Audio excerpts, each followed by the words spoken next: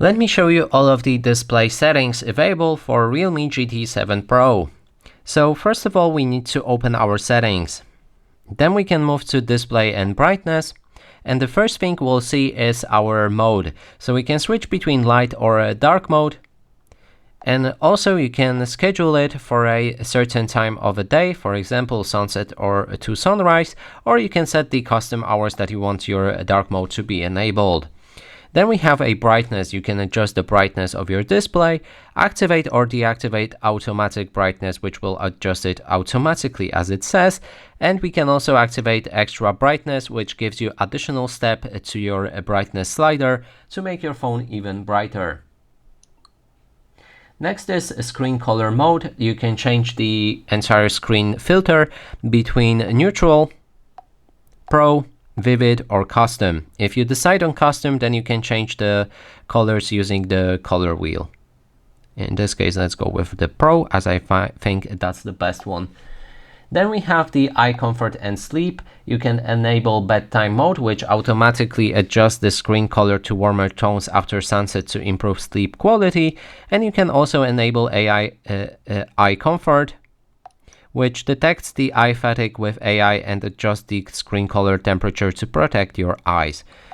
There's also eye comfort on its own, and you can enable it right here. Also make a schedule, then adjust the screen color temperature and paper texture for a better reading. You can even change the display effects to color or black and white, which actually is pretty cool if you read a lot on your phone.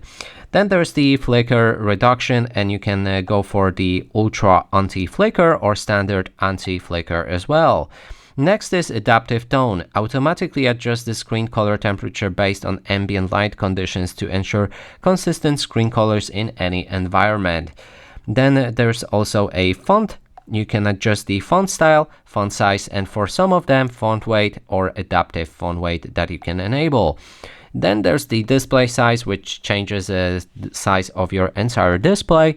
And we have also image sharpener, which makes all of the screen images sharper, but only for some of the apps that are available right here.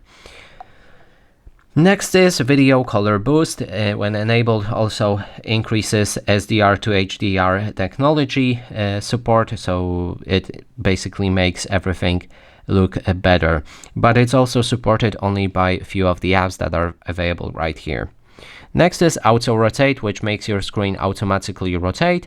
Auto screen off, that you can change when your screen goes off. Then there's screen resolution. You can switch between high or standard and enable adaptive details enhancement. Then there's a screen refresh rate, that you can switch between auto select, standard, high, or you can choose app specific refresh rate for certain apps for less battery drainage.